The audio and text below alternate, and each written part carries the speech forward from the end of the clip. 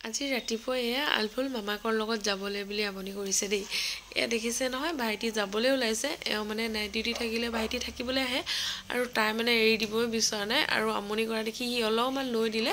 তাৰো ডিউটিলৈ যাবলৈ দেৰি হৈছে। তাৰপিছত আলফুলক এৰি থৈ গুচি গ'লগৈ আৰু এতিয়া মই তাইক অকণমান শুৱাই পিনি এয়া একদম জল্দি কামতহে লাগিছোঁ আৰু মানে নহ'লে সাৰ পালে আকৌ কামবোৰ থাকি যায় যে। এইফালে দেখিছে নহয়, এতিয়া আকৌ মই একদম ঘৰটো ধুনীয়াকৈ সাৰি লৈছোঁ। ঘৰটো হোৱাৰ পিছত এইফালে চোতালখনতো পাত পৰি আছে, চোতালখনো সাৰি লওঁ বোলো জল্দি। এওঁ থাকিলে কিছুমান কামত বাৰু সহায় কৰি দিয়ে। এওঁ আকৌ গেটত ডিউটি থাকিলে আহোঁতে অকণমান পলম হয়, মানে ইজন মানুহ আহিলেহে এওঁ আহিব পাৰে যে, সেইকাৰণে অলপমান দেৰি হয়। সেইটো কাৰণে ময়ে কৰি মেলি ল'লোঁ। তাৰপিছত এওঁ আহোঁতে চিঙৰা লৈ আহিছিলে, গৰম চিঙৰা। এওঁ মানে নাইট ডিউটি থাকিলে আহোঁতে মানে খাবলৈ গৰম চিঙৰা পেটিছ কিবা এটা আনেই। দুইজনে চাহ একাপ বনাই খাই ল'লোঁ। তাৰপৰা আলফুলক মই দেউতাকক খেলাবলৈ দিলোঁ। তাৰপিছত আৰু মই কাপোৰ কানি ধোৱা, গা ধোৱা এইবোৰ কাম কৰিবলৈ বুলি ল'লোঁ। বিচনা চিচনাও সামৰি সুতৰি ল'লোঁ। তাৰপিছত এইফালে মই মেচিনত কাপোৰখিনি ভৰাই দিলোঁ। আৰু আমাৰ যে ডেইলি ইমান বেছি কাপোৰ ওলায়, ক'ৰ পৰা ইমান কাপোৰ লেতেৰা হয় নাজানো আৰু। কেতিয়াবা বাৰু আলফুলক হাগিছ নিপিন্ধালেও মোৰ কাপোৰ কানি বহুত বেছি লেতেৰা হয়, তাৰ পাছত পৰি দিয়ে গাই চাই, তেতিয়াও কাপোৰ বেছি গোট খাই থাকে বাৰু। এইফালে কাপোৰখিনি ধুই মই গা পা ধুই আহিলোঁ একেবাৰে। আৰু কেক এটা আছিলে, কেক বেটাৰখিনি ৰেডি কৰিলোঁ। আকৌ ভাত পানী বনোৱা কামত লাগিবলৈ ল'লে। তাৰপিছত দেখিছে নহয়, আলফুলক অকণমান এতিয়া মই লৈ আছোঁ আৰু কেকটো যিহেতু পাতিবলৈ আছে, তাইক লৈ মই এতিয়া ধুনীয়াকৈ কেকটো পাতিবলৈ বুলি ল'লোঁ। আৰু তেজিটো অকণমান গৰম হৈ থাকিবলৈ দিছিলোঁ। তাৰপিছত মই এতিয়া কেকটো পাতিয়ে দিলোঁ। এইবিলাক কেকটো মই 170 ডিগ্ৰী দি দিছোঁ, 45 মিনিটছৰ কাৰণে দি দিছোঁ। তাৰপৰা এইফালে কেকটো পাতিলোঁ। আৰু এইফালে আকৌ মাছ ফ্ৰাই কৰিছে দেই। মাছ আকৌ ফ্ৰাই কৰিছে এইফালে ফুলকবি বনোৱা কেৰাহীখনতে, মানে ধুই নল'লে, তেনেকৈ ফ্ৰাই কৰিলে, সেইকাৰণে অলপমান লাগি ধৰিছে। তাৰপিছত এইফালে ভাত পানী বাঢ়িলে খাবলৈ। এতিয়া আমি তিনিওটাই এনেকৈ ভাত খাই ল'লোঁ। খাই পিনি আকৌ মোৰ কেকটো হ'লেই নহয়, কেকটো ধুনীয়াকৈ ঠাণ্ডা হ'বৰ কাৰণে 3টা ভাগত ভাগ কৰি থৈছোঁ, মানে কাটি দিলে সোনকালে ঠাণ্ডা হয়। যিহেতু আজিয়ে কেকটো নিবহি, সেইকাৰণে মই জল্দিকৈ কেকটো বনাব লৈছোঁ।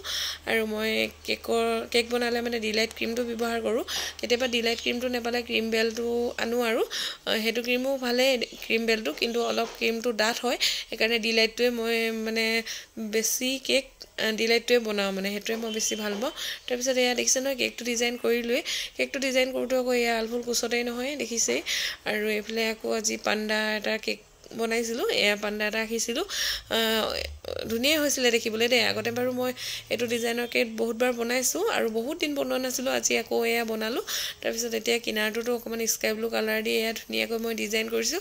আলফুলে ইমান ধুনীয়াকৈ কেকটোলৈ চাই আছে, ধৰিবলৈ কিন্তু বেছি বিচৰা নাই বাৰু দেই। তাৰপৰা কেকটোৰ ফাইনেল লুক কেনেকুৱা লাগিছে কেকটো জনাবলৈ নাপাহৰিব। অলপমান তাইক লৈ অকাৰ কাৰণে ইফাল সিফাল হ'ল বাৰু, তথাপিতো ধুনীয়া হৈছে আৰু কেকটো।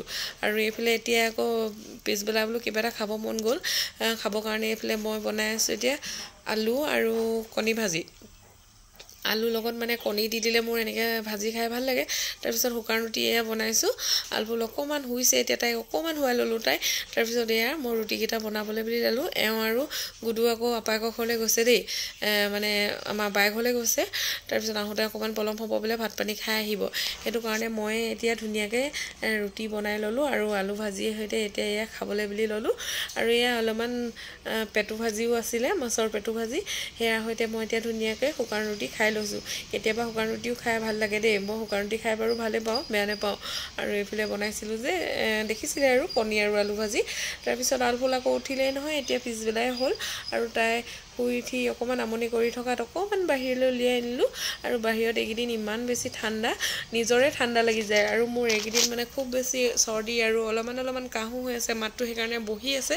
তাৰপিছত আহি পালেহি, আহি পোৱাৰ লগে লগে তাই ইমান যে ভাল পাইছে, ককায়েকৰ লগত ইমান খেলি আছে। সি যেনেকৈ লৈ আছে সেনেকৈয়ে আছে মানে তাই। আমি আকৌ লৈ থাকিলে ইমান আমনি কৰি থাকে। ইফালে আকৌ বায়ে মোলৈ মাছৰ জোল দি পঠাইছিলে, অলপমান খালোঁ। আৰু আজিৰ ভিডিঅ'টো ইয়াতে সামৰিছোঁ।